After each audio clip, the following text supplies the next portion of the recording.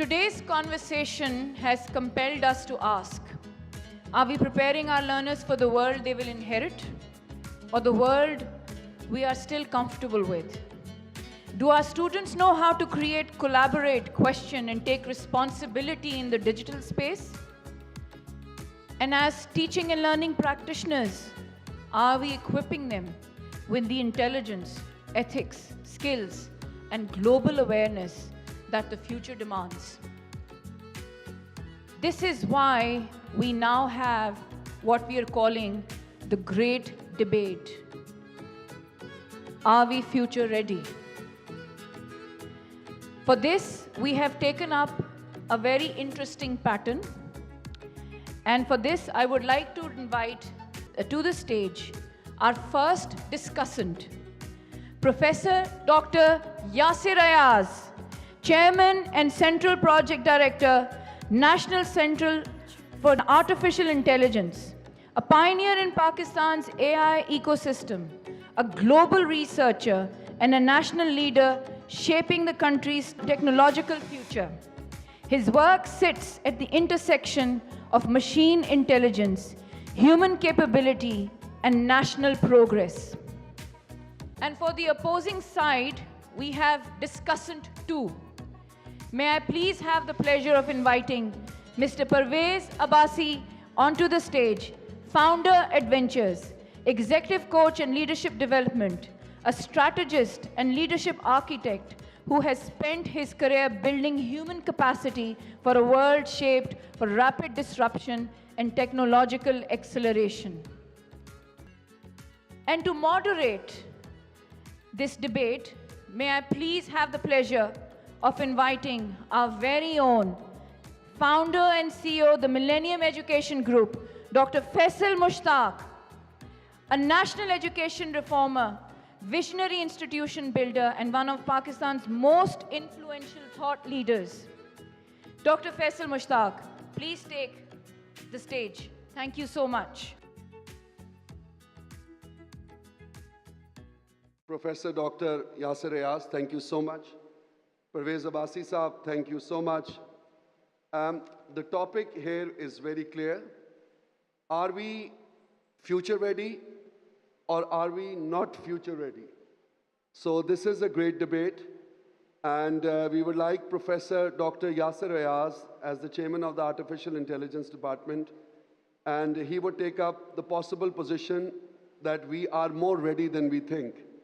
And Parvez Abbasi Saab will take a possible position that maybe we are not future ready. And so considering the future ready skills, education as a tool for freedom, equity and access, ethics and safety, SDGs, equity and inclusion. So I call upon the panelists for the great debate that are we truly preparing our learners to be responsible, ethical and future ready digital citizens in a world shaped by automation, global connectivity, AI, workforce expectations? I would invoke your assumptions to think and to bring in spotlight the road for digital citizenship. So to begin with, I would request each one of you to make an opening statement. I'll start with you, Professor Dr. Yasir Ayaz, as you head the Center for Artificial Intelligence. Are we future ready? Are our systems, mindsets, practices, are we ready for the demands of the modern day age? Thank you very much, and it's a pleasure to be here, Faisal. Thank you very much for inviting me. And you see that the way that the world is evolving right now, actually, if you look at any statistics from around the world, I'll give you an example. In 2019, Forbes published an article called AI Wars. Is China going to defeat the US? Will China defeat the US? And when they analyzed and gave the whole description in there, they had made an estimate that the impact of the world economy, artificial intelligence on the world economy, would be about 15.7 trillion US dollars. Even at that time, a lot of us who work in artificial intelligence area were saying that this impact is not realistic. The number will actually be higher than that. So just recently, the International Data Corporation has come up with new numbers, and the new number is actually 19.9 trillion US dollars, which they're looking at. McKinsey, for instance, they have made a study about the job description changes around the world. So the earlier estimates were that 400 million jobs are going to go out, and 133 million new jobs are going to be created. But now the new jobs that are going to be created has gone above 170. So the true thing is that no one in the world actually knows about what really is going to happen a few years from now. All these estimates are targeting the year 2030. So if, for instance, you see, we start talking about, whether we are future ready or not, the question is future ready compared to whom, right? Because if we are talking in the absolute sense, if we are talking in the sense of perfection, that, we know everything about how the technology is evolving, we'll be imparting all the skills that all the students are going to need in the future, then in that case, no one in the world is future ready, not even the United States, not even China. We've seen that China, for example, has recently changed their methodology of AI education towards schools and now bringing in AI education from class 1 to class 12, right? So my perspective is that if we are talking about being future ready from the perspective of imparting enough skills which are good enough for our students to be employable in the world, for them to be able to comprehend what's going on with AI, then yes, we are in that direction. And the proof is that the graduates that come to us, that work with us, the products that we make are at par with the world level, and the kind of things that we deploy very much challenge the latest innovations which are done anywhere around the world, be it US, be it China, or be it anywhere else around the globe. Thank you very much, Professor Dr. Yasser. Sir, are we not future ready? Why are we so overwhelmed by the artificial form of intelligence? What are the adaptive and the digitally influent ecosystems? Why are we not future ready? Parvez Abbasi Saab, you have 3 minutes, please. Thank you very much. And I'd like to start with the uncomfortable statement. We are not future ready yet. And to demonstrate and to prove this to the audience and ourselves, I would like to ask the audience if they could raise their hands if they believe that we are not future ready yet. Please raise your hands. Cool. I think I say this as working with thousands of students across various industries, various educational institutions, incubators, and of course professionals in industry. On paper, our youth are more connected more than ever. They have smartphones, social media, AI tools in their pockets, but access to technology is not the same as readiness for the future. In our classrooms, we still reward memorization over critical thinking. We treat devices as distractions, not as tools.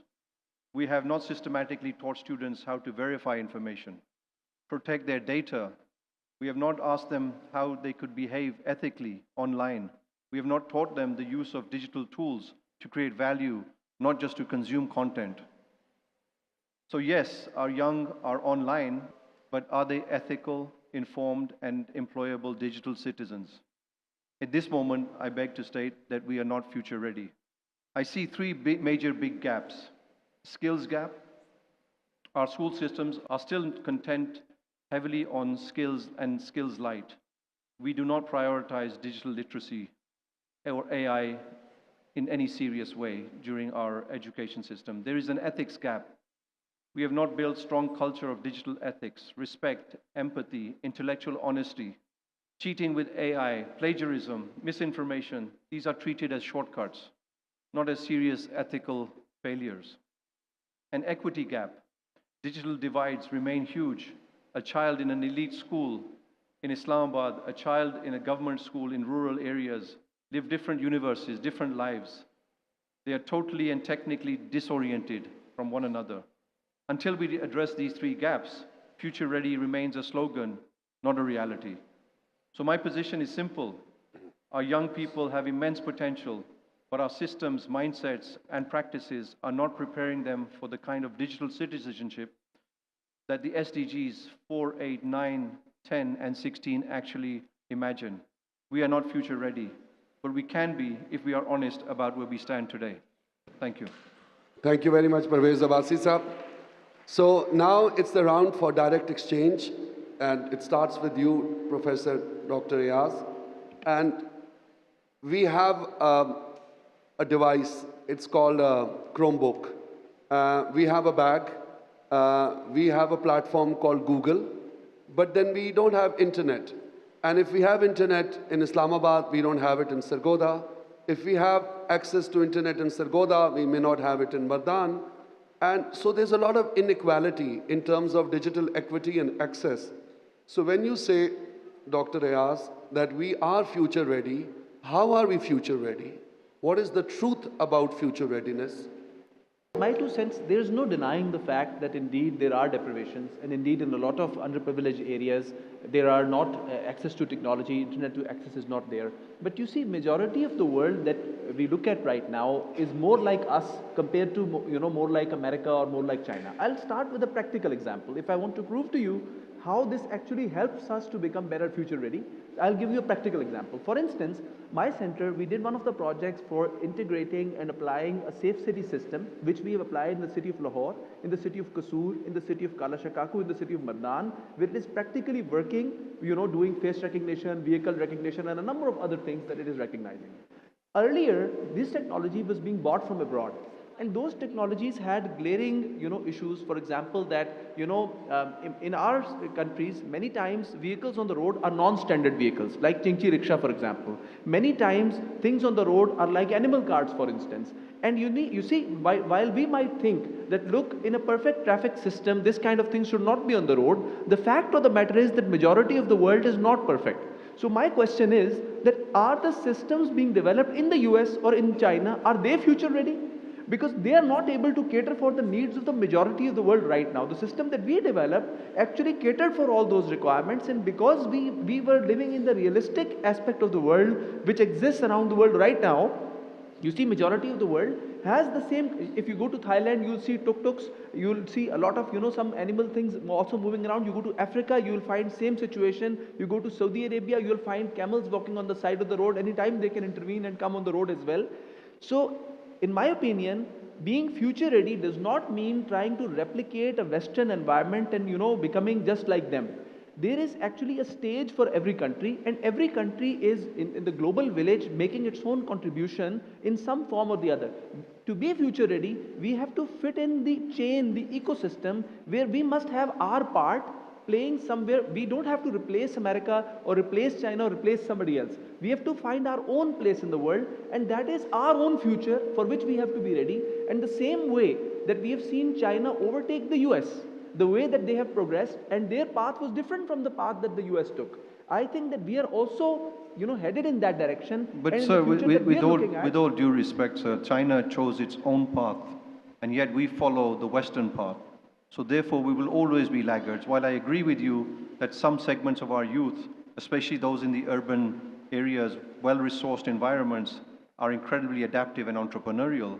But if we look at the majority of Pakistan, it does not even come close to that. A very small percentage of people have been identified to be using technology. And again, just being able to scroll and swipe left or right, up and down on a smartphone does not necessarily give you digital literacy and make you prepared for the future.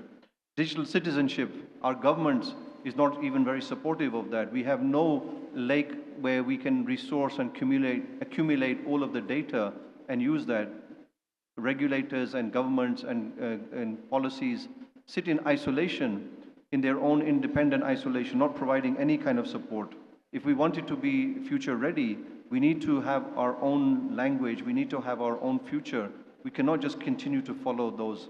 Your example of China is very good, but I think that we still are following the West. When was the last time, if you want to follow the West, when was the last time that the electricity was cut off in the US, in New York? When was the last time that they were interrupted with the internet? When was the last time that they had airplanes flying over and bombing them? We have to choose our own path, given our own geography, given our own challenges. Ji, Professor Dr. Yasser, I am thoroughly enjoying my position, do logon ki ladai kara ke. I love this job. Pehle de rahe the mujhe. Over to you. So, you see, thinking that, for example, suddenly the problems like the electricity being cut off or other natural resources shortage will suddenly go away for us to somehow be future ready. This is not practical, and this is not going to happen in a day or two, right? And thank you for agreeing and saying actually the point that I was saying, that, what future? Let's define future. Are we future ready? So let's define what future is. Once we know what future we are talking about, then we can talk about whether we are ready for it or not. See, every country's future is different from every other country's future, and we have to fit in our own ecosystem and look at our own progress, look at our own strengths, and then see how we fit into the future ecosystem of the world. Otherwise, if we're just talking about abundance of resources, then this is something in which any country can be challenged, that they don't have a certain kind of thing. For example, many doctors in Pakistan say that people come from the West, they come from, US, they come from UK, and they actually come and get treated in Pakistan, because in many healthcare things, they can get appointments more easily. So my question is America future ready? Dr. Saab, but again, with all due respect, this is an illusion of readiness. As I said, what we see, we only see with our own eyes in our own major cities, in the blue area, in the coffee shops, in the cafeterias, in the restaurants, people using iPhones and very large smartphones. This is just an illusion. In reality, many students cannot distinguish between reliable and unreliable sources of information. If you look at TikTok, people are believing everything that is on TikTok. They see whatever sees in social media. Whoever has the largest number of followers or the largest number of resources, they consider them to be successful. I believe that we're in a very fragile system because our young youth who are naive are following these kind of things. But isn't this the case anywhere in the world? Yeah. How is this different from the youth in the US, for instance? They are equally misguided as far as I understand. There is a challenge of rule of law. Here we can say something to anybody and get away with it. What about the challenge of rule of law? My question is that, for instance, when our students, let's say students of Roots graduate, and he gets a scholarship from one of the most prestigious universities in the world, and he's able to go there and score a 4-pointer in his first semester, you've been able to make him future ready. So he's future ready or not? Yeah, my concern is he's future ready, but not for Pakistan. When he goes abroad, what are the chances of them actually coming back and serving their own country and providing those digital lessons or learnings that they have? But isn't the future a global village in which people are supposed to go in one place or the other around the world? In Europe, for example, people are working everywhere in one country or the other. While I agree with you, we of course are in a global village, but that would entail that if everybody did that, our village would be empty of people. And the idea is that we need to look at our own country first, Sir, we and then we can producing, look at other villages. I think there are more chances, if you look at the population patterns, there are more chances of Europe and America becoming empty faster because their populations are on the decline. Our population is on the rise, we are having a boom. I don't think human capital is something that we'll fall short of any day in the week. Hence, more so the reason not to follow in their footsteps, I would say, so that we can continue in growing in our own future and having a direction which is not set by the Europeans or the West. Again, thank you, sir, for Because obviously they have failed. We have seen them fail. We have to define our own future. We don't have to look at somebody else's present or future and think that that's the future for us. We have to look at what future we see for ourselves and then see whether we are ready for that future or not. So whether we are future ready or not should start with the discussion about what is future readiness and what is the future that we actually think that Pakistan will be in the future. In future readiness, a typical Pakistani citizen should be able to use their device 24/7, 365 without interruption. High quality, reasonably well priced internet access, devices which have a tax of over 100%, sometimes 200%. How is that preparing us to become more future ready? Why are there so high taxes on our mobile phones and that devices solves that the we problem. have? Because if that is the future, then that cannot be the readiness for the future. The definition for future and the definition of future readiness has to be different from each other. So if the future is that there will be a device with everybody and everybody will have internet access, then it means that readiness for the future has to be something before that. So what is that? So being ready means that we have the ability to have those devices in our hands, in our children's hands, and being able to have the access to information. So for example, for me to be able to go online and get a birth certificate, to be able to go online and register my vehicle, to be able to go online and to do government's whatever I need to do with respect to the government in terms of registration. So don't we already have a project called One ID, which Ministry of IT is already doing, and Nadra, for example, that we have is better than many other countries in the world in terms of how the data of people is collected and maintained. And they also register multiple marriages. So we are ahead of the people, you see? Yeah. We are more future ready. But Dr. Saab, while I agree with you that on certain parts, certain institutions, islands of excellence have been there, but as a nation as a whole, that I think we are deficient.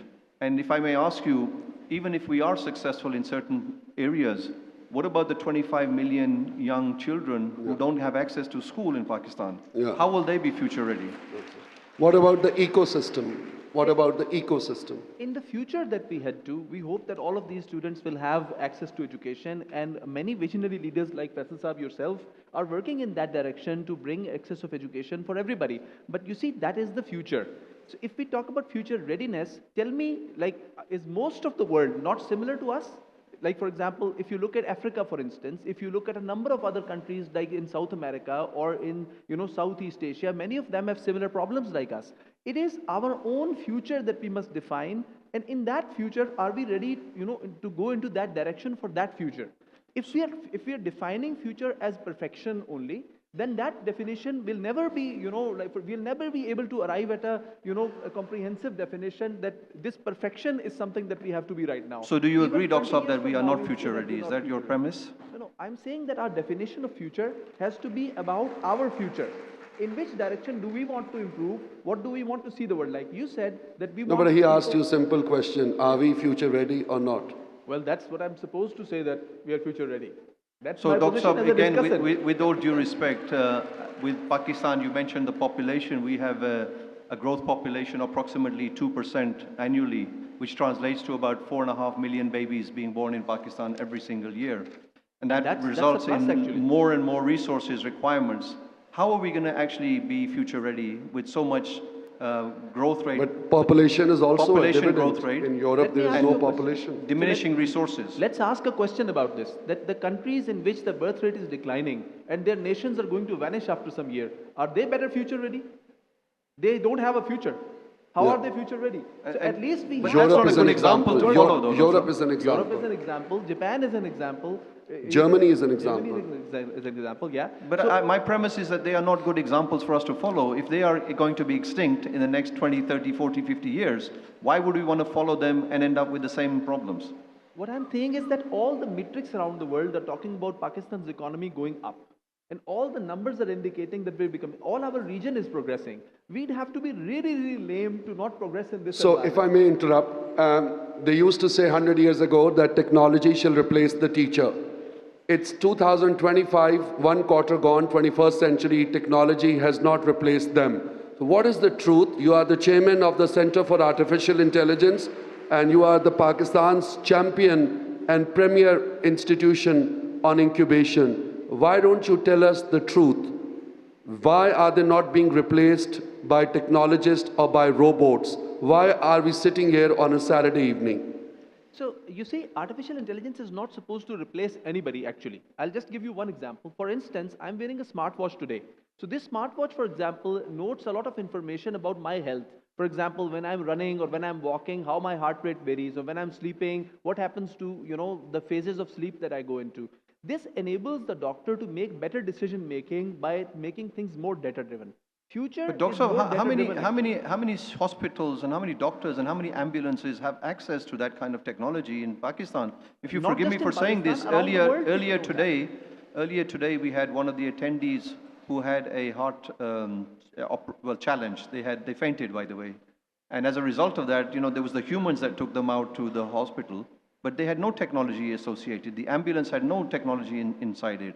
The hospitals don't have this a technology. recent survey published by New York Times indicated that even in the US, their diagnosis is only 74% accurate. When they have access to AI, then their diagnosis goes up to 76%, and only ChatGPT alone is around 90% accurate in diagnosis. This is a study published by New York Times this year, with a study from 24 senior doctors and 26... Dr. I'd like to remind you residents. that we're not in the US, we are in Pakistan, and we're talking about the you future see- readiness of Pakistan. And therefore, how many of the hospitals would be able to provide us that service in 2025? So in the US also, all the doctors are not using Sir, we AI. are in Pakistan. I want to remind you, sir. Yeah. So, yeah. And in Pakistan also, a lot of, why are people from America and Europe coming to Pakistan to access healthcare if Pakistan is not better than them in some aspect or the other? Because it's cheaper than the US. They have to no, have a it's long not just waiting that. list there. People cannot get appointments for healthcare in Europe or in America. They have to wait for a long time before, when the healthcare actually lets them have an appointment with the doctor. I And want to here in remind you, Dr. Pakistan, Saab, for them, that it's a easier. two-way street. Our elite also go to abroad because they can't find good healthcare in Pakistan. And that's why they have to leave as... It's actually the glamour for, living in a culture that looks more advanced, having fancy buildings around them. But a lot of people who have moved abroad, like I lived in Japan for some time, I can testify that coming back to Pakistan, I'm no less satisfied living in Pakistan. I think that a lot of facilities I have here and a lot of freedom that I have here is better than what I had in Right. Japan. Now, that's your choice. So if I may ask, what is your conclusion, Parvez Abbasi Saab? What is the message for this audience and gathering? I do not believe that we are doomed. I believe we are early in recognizing the importance of digital citizenship, early in embedding AI literacy, early in connecting everyday classroom practices with SDG goals on the future work. From content to capabilities, I think what we need to do is we need to make digital literacy, critical thinking, communications, ethics as non-negotiable in education as maths. In the school curriculum? In the education system. Just as we have maths and English as a basic curriculum requirement, so we should include all of these critical thinking, digital literacy, 21st ethics. century skills. Exactly. From pilots to policy, we need to move beyond just a few projects in major cities and educational institutions, of course, that are high-end. How can the teachers play a role? The teachers, again, look, if you come into teaching as a passion, then teaching should not stop when you leave the classroom or when you leave the school gates. It should continue in your communities. How many teachers go beyond just the school to teach in their own communities, in their own local madaris, masjid, madrasa, and communities? So my point is that if you're really educators, look at Master Ayub, what he has managed to achieve, despite having very limited resources. And I think also there's a challenge moving from young people from just consumptions to contributors. Instead of just scrolling TikTok and looking at all this other social media, they should also try to contribute and put things together. So I believe that education has a fantastic role. We are not future ready, but I want to say we are not future ready yet. It does not mean that we cannot be future ready in the future. Thank you very much. Thank you. What is your closing statement, sir? If we were to say that we are not future ready, then we would have to say that, for example, students from roots cannot get scholarships in the top universities of the world. But is that the case? It's No, not the they case. are getting scholarships. A lot of Pakistani institutions, other than roots as well, have such success stories to report. So Pakistan does have its success stories, and similar to the world, not all of the institutions or not all of the cities in any country are actually perfect. Right? So people always have stages, same as with China, same as with the rest of the world.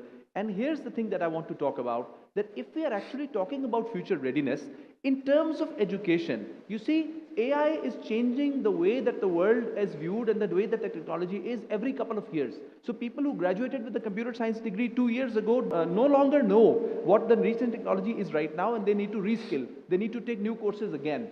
So the skill that we have to cultivate with the students is self-learning. If everything was perfect and everything was being taught to them in the schools and they were just getting, a pretty picture and everything was being learned in the school, such students coming out would not be future ready. Because for them to be able to self-learn is what makes them future ready and, able to apply their knowledge in the future. Because the time that they graduate and they go ahead, the technology will actually change. The skills they need are going to change. And even you and I, we don't know what jobs the future is holding. And that's not me saying it, it's McKinsey saying it. Well, I agree with you, Dr. Saab, that according to the World Economic Forum, the jobs of 2030, this technology has not even been created for those jobs. But again, what are we teaching our children? So when you talk about scholarships, getting a scholarship, I think, is not really important. Just for your information, sir, you may be happy to know that there are many Palestinian students who are coming to Pakistan on scholarship as well. Yeah, it does not make them future ready, just a scholarship. Yeah. And that represents less than 1% of the entire population of our country. Again, I address the fact that... Let me just state one thing, that just recently we have exported a software to Japan. We have created it completely in Pakistan and exported it for use in 5 hospitals in collaboration with Juntendo University of Japan and on charge, right? Another technology that we've just created, our army was buying from the US, that we were looking to buy, and we have created it 600 times cheaper in Pakistan with better technological output. Dr. Saab, I admire the work that you have done. For that. I admire all the work. technology is built locally. If we were not future ready, I admire how could the we work build that it you have here? done, Dr. Saab. We are the future actually for the world. And the technology that we are building is better than the one being built in the Americas, in the Europe, and in Japan. Actually, when we can export to the top countries of the world, this means that in some way or the other, we are better than them as well. I admire the fact that you have done some fantastic work, Dr. Saab, and I have personally seen that work as well. But I would like to state that for every software that we have exported and technology that we have exported, would it be fair to say that we have imported maybe 10 times more than that? But hasn't every country in the world done that? Doesn't the US import a lot of things from China all the time? No, they've actually banned the Chinese because they were too technology advanced for them. They can try. There were some but, ethical issues in let technology them see how as they well. can survive without buying things from China. Everybody in the world is China's customer now.